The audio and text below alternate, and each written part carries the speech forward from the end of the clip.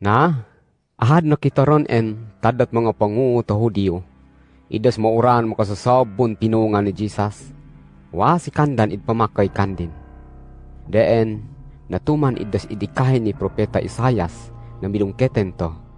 Langagon, wa at pamakay ta panutulanday. Wa minubon na kabot tadat katusan idpakita ro kandan.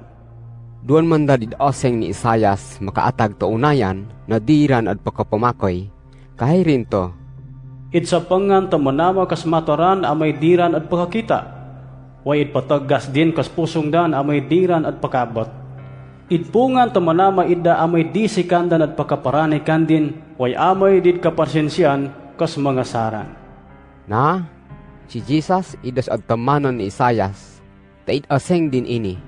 So nakita rin dan tapoy na adpasipantuhan si kandin. Ahad iling tadda, maurarad ng mga pangu to Hudiyo, kasmid pamakoy ki Jesus.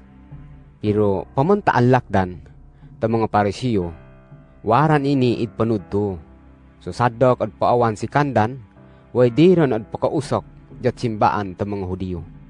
Ayos iyon dan idakolan ta ginawa, idas kodong ta mga minubukandan, lampas pa tadot kodong ta manama. Na, idpehes si Jesus na midungketen to. Idas ahad ondoy, nadpamakay kaddi, kan narasiyak kas idpamakayan din, kakanna, iddeen mandad sa idpapiyad kaddi. So idas nakakita kaddi, nakakita mandad, tadat idpapiyad kaddi. Mid undi niya, amay bagay ta kaawangan ta mga minubo, kaay taampot ingad. So amay, idas ahad onday nadpamakay kaddi, diran ad ubpa riyat masukiram.